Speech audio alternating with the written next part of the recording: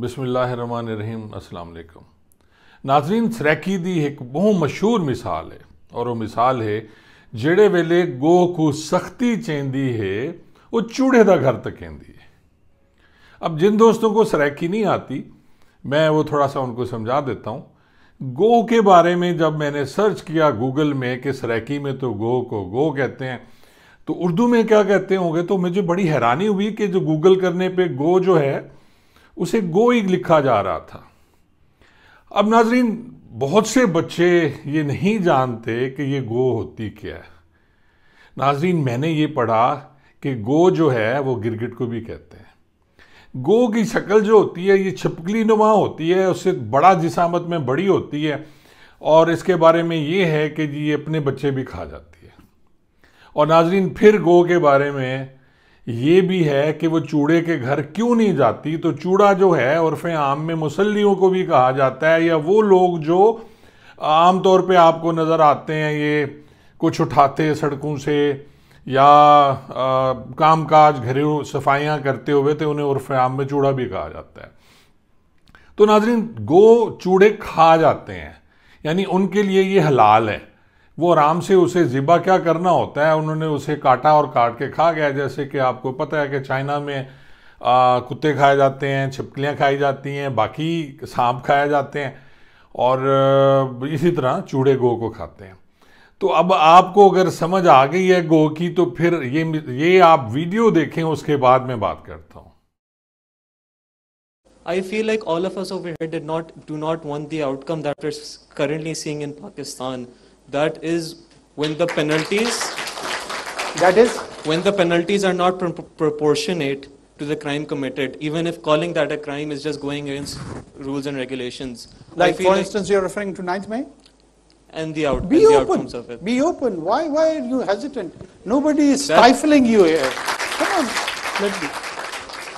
And sir, the reason why I am not open and some of us may not be able to be open is take the initiative. Let me be the open guy. Okay? ठीक है sir. सबसे पहले तो sir मैं अपने दुख का इजहार करना चाहूँगा कि सर आप एक यूनिवर्सिटी आए, तलबा अपना टाइम निकाल के आए, असातिज़ा इंतज़ार कर रहे हैं और आप फिर भी सर 50 मिनट लेट आए। बच्चे अपनी क्लास एक दूसरे छोड़ के सर इधर आपका इंतज़ार कर रहे थे।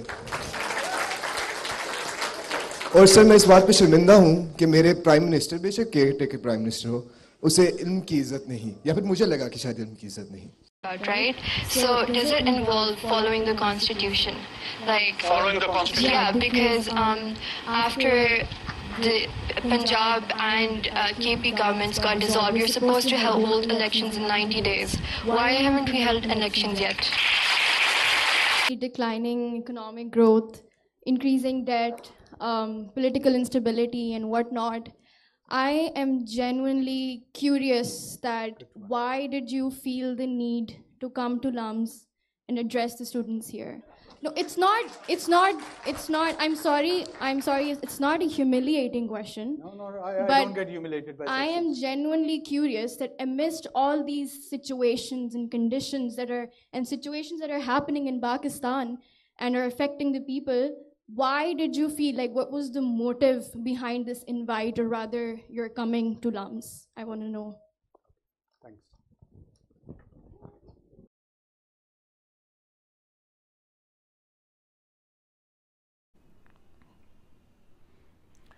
नाजरीन, आपने ये वीडियो देखी। हुआ कुछ यूं कि वजीराज़म पाकिस्तान, निगरान वजीराज़म पाकिस्तान को मशवरा दिया गया कि आप यूनिवर्सिटीज़ के दौरे करें और वहाँ से हमें मालूम हो कि जो नौजवान नस्ल है वो क्या सोच रही है। ये वो नौजवान नस्ल है नाजरीन जिसको ये लोग अभी तक समझ नहीं सके। ये 2023 है। ये हमारे जो लोग हैं, भाई लोग, वो समझते हैं ये 1990 है या 1990 की सियासत है। उन्हें अब ये मान लेना चाहिए कि ये 1990 की सियासत नहीं है, ये सोशल मीडिया का ज़माना है। नाज़रीन, वज़ीर-ए-आज़म साहब गए और वहाँ उन पे जो स्टूडेंट्स ने सवाल किए वो आपने सुन लिए। पहले स्टूडेंट ने तो यही कहा उन्हें कि जनाब यहाँ तो बात करने पे लोग पकड़े जाते हैं, तो क्या मैं जो बात करूँगा उस पर पकड़े तो हम नहीं जाएंगे। तो उन्होंने कहा नहीं जी, आपको आज़ादी है, आप जो मर्ज़ी करें कहें। लेकिन उनके चेहरे से साफ लग रहा था कि वो कितने परेशान हैं। वो बार बार पानी पी रहे थे। मुबैना तौर पर यह भी कहा जा रहा है कि वो 5-6 बोतलें पानी के पी गए हैं। हमारे वज़ीर-ए-आज़म, उनकी शान में गुस्ताखी तो है, लेकिन हकायक हकायक होते हैं। नाज़रीन, उसके बाद एक तालिब इल्म खड़ा हुआ, और ये लम्स के स्टूडेंट हैं। लम्स वो यूनिवर्सिटी है जो टॉप क्लास है इस वक्त आपके पाकिस्तान में और लाहौर में ख़ास तौर पे जी। और उसके बाद नाज़रीन, उसने सवाल किया कि जनाब, आप निगरान वज़ीर, आप वज़ीर-ए-आज़म हैं, मेरे वज़ीर-ए-आज़म हैं, हमारे मुल्क के वज़ीर-ए-आज़म हैं, निगरान हुए तो क्या हुआ? आप 50 मिनट लेट आए हैं, आप इसका जवाब दे सकते हैं? नाज़रीन, इस सवाल पे वज़ीर-ए-आज़म साहब ने जो जवाब दिया वो तो खैर उन्होंने दे दिया, पर आप क्या समझते हैं कि नौजवान नस्ल अब क्या सोचती है, उसे टाइम की कितनी कदर है?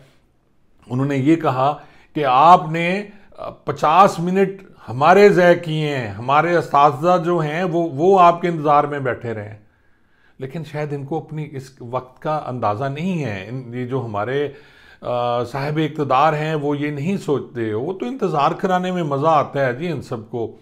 यहाँ तो VVIP ने आना शाम को 4 बजे होता है, वो लेट भी होता है तो पुलिस वाले सुबह 6 बजे के खड़े होते हैं, और वो बेचारे ज़ाहिर है उनकी ड्यूटी है।